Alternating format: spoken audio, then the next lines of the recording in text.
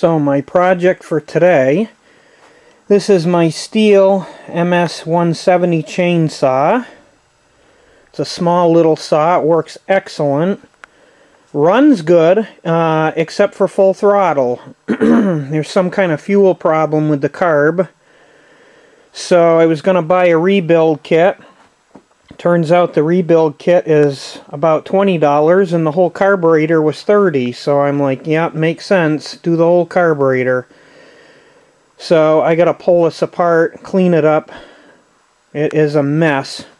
I've had this thing for about 6 years. I love it. It's cut about 6 or 7 cord of wood over the time I've had it. I've already replaced the chain once, and it needs to be sharpened again.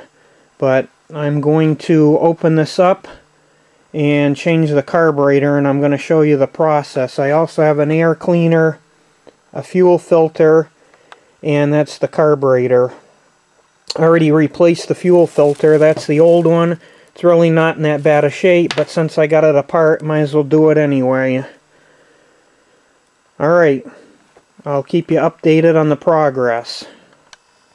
Okay, so the first thing you need to do to get to the carburetor is disconnect this latch here and pull up. As you can see, the inside of this is a total mess. I'm going to get some nice warm water here in the sink. Clean this up. This air cleaner is pretty dirty. And you can see there's all kinds of junk in and around here. I'm going to blow it out with the air compressor.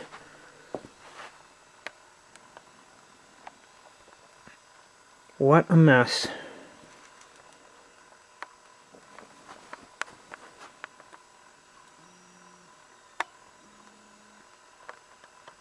Just remove the air cleaner.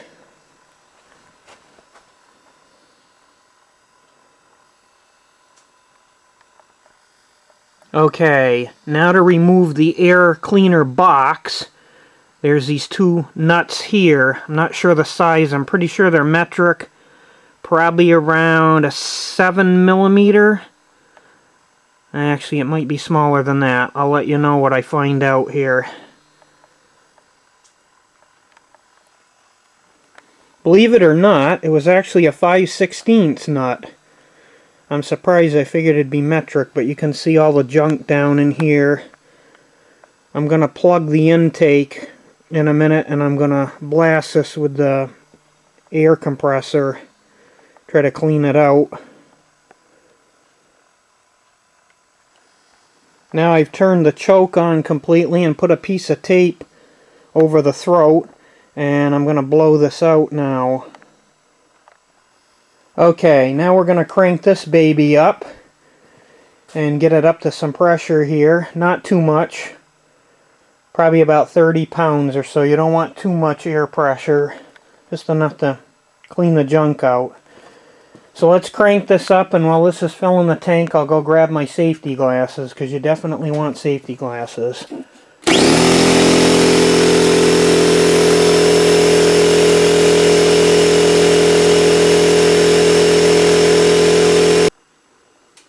Now it's cleaned up pretty well. Just blew that out. My piece of tape is still secure. So we're going to remove the old carburetor. And we got to remove these linkage pieces to the throttle, and then this one over here to the choke. And now with a screwdriver, I ever so carefully pried the choke linkage out of here. As you can see, it's still attached on the old carb right now. Now I remove the throttle cable linkage. This was a little bit trickier to get off, because you got to kind of hold the throttle plate wide open and kind of wiggle it towards you a little bit, and then it pops off eventually. It's a little bit trickier. Okay, now time to remove the carb.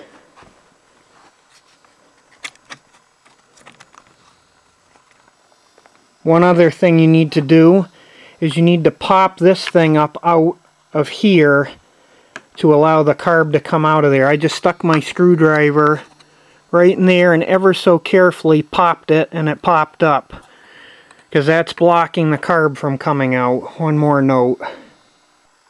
Okay, carburetor's removed. You can see the fuel line. Of course, I spilt a little fuel, but that's to be expected.